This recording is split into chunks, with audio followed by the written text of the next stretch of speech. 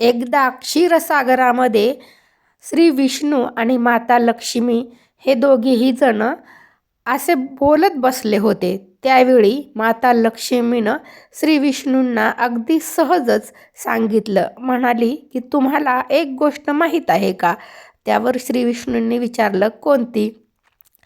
तर माता लक्ष्मीने सांगितलं की या पृथ्वीवरचे लोक आहेत ना, ते तुमच्यापेक्षाही जास्त मला प्रसन्न करून घेण्यासाठी किंवा मला मिळवण्यासाठी धडपड करत असतात. ते अक्षरशः जीवाचं रान करतात. मला मिळवण्यासाठी एक दुसऱ्याच्या जीवावर सुद्धा उठतात. इतकं ते माझ्यावर प्रेम करतात. मला मिळवण्यासाठी सतत धडपड करत असतात. आणि ही गोष्ट खरीच आहे. लक्ष्मी म्हणजे पैसा मिळवण्यासाठी आजकाल एकमेकांच्या जीवावर सुद्धा माणसं उठत असतात.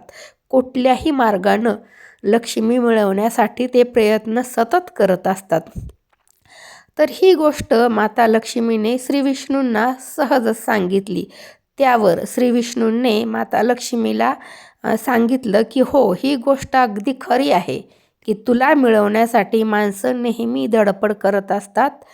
ते अक्षरशः जीवाचं रान करतात. पण तुला एक गोष्ट माहिती आहे का? तर लक्ष्मीने विचारलं, काय? तर फक्त तुलाच मिळवण्यासाठी ते नक्की धडपड करतात याची तुला खात्री आहे का? तर ते सिद्ध करून तू दाखव. तर यावर माता लक्ष्मी म्हणाली, ठीक आहे. मग त्या दोघांनीही त्या क्षणी खाली पृथ्वीवरती पाहिलं. त्यावेळी पृथ्वीवरती एक अंतयात्रा निघाली होती. त्या अंतयात्रेमध्ये गावातीलच एक धनाढ्य व्यापारी वारला होता आणि त्याची अंत्ययात्रा निघाली होती. सगळेजण रडत होते, मोठमोठ्यानं ओरडत होते. त्याच्यासाठी सगळेजण दुःख करत होते. एवढ्यात माता लक्ष्मीने काय केलं? तेवढ्यात माता लक्ष्मीने आकाशातून नोटांचा वर्षाव सुरू केला. त्यामुळं जमिनीवरती सगळीकडे नोटा पडायला लागल्या. प्रत्येकांना खूप आश्चर्य वाटलं. जी अंत्ययात्रेबरोबर माणसं चालत होती ती सगळी सैरावैरा पळायला लागली आणि हा चमत्कार बघून त्यांनाही नवल वाटलं.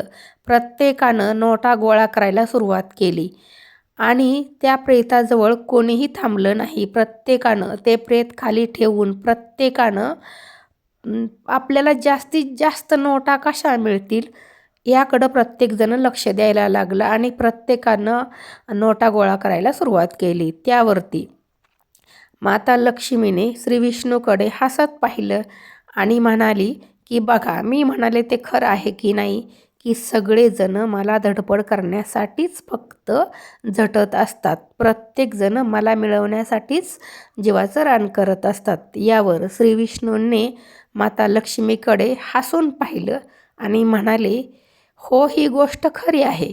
पण मला एक गोष्ट सांग की सगळी जिवंत लोक तुला मिळवण्यासाठी धडपड करत होती, पण जी व्यक्ती मेलेली आहे ती व्यक्ती नोटा गोळा करण्यासाठी का उठली नाही? तिला नोटा का नको पाहिजे होत्या? त्यावर माता लक्ष्मीने सांगितलं की तिला कशाला नोट्या लागणार आहेत, कारण आता तिच्यामध्ये तर काही रामच राहिलेला नाही. राम म्हणजेच नारायण. कारण त्या व्यक्तीमध्ये तर आपण ज्यावेळी एखादी व्यक्ती मरते तेव्हा आपण काय म्हणतो की त्या व्यक्तीमध्ये राम नाही. म्हणजेच आत्मा ज्यावेळी शरीरातून बाहेर पडतो तेव्हा ती व्यक्ती निर्जीव होते. तेव्हा आपण म्हणतो की त्या व्यक्तीमध्ये काहीही राम आता राहिलेला नाही. तसंच माता लक्ष्मी म्हणाली की त्या व्यक्तीमध्ये आता काहीही राम उरलेला नाही. त्यामुळं त्या व्यक्तीला पैशाची गरजच नाही.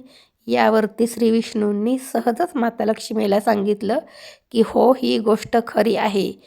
जोपर्यंत राम म्हणजेच नारायण माणसाच्या शरीरात असतो तोपर्यंत त्याला लक्ष्मीची गरज असते. ज्या क्षणी नारायण शरीराला सोडून निघून जातो, राम शरीरातून निघून जातो, म्हणजे नारायण शरीरामध्ये राहत नाही, त्यावेळी लक्ष्मीला काहीही किंमत राहत नाही. म्हणजे जोपर्यंत नारायण आहे तोपर्यंतच लक्ष्मीला किंमत आहे. ज्या क्षणी शरीरातून प्राण निघून जातो, म्हणजेच राम निघून जातो, म्हणजेच नारायण निघून जातो, त्यावेळी माता लक्ष्मीला कुणीही विचारत नाही. म्हणजे नारायणाशिवाय लक्ष्मी ही अपूर्ण आहे. आणि यावरती माता लक्ष्मीलाही ते पटलं आणि तिने ते हसून मान्य केलं आणि म्हणाली, हो, मला हे माहिती आहे, पण मी तुमची परीक्षा बघत होते. खरंच आहे की नारायणाशिवाय लक्ष्मी ही नेहमीच अपूर्ण असते. श्री स्वामी समर्थ.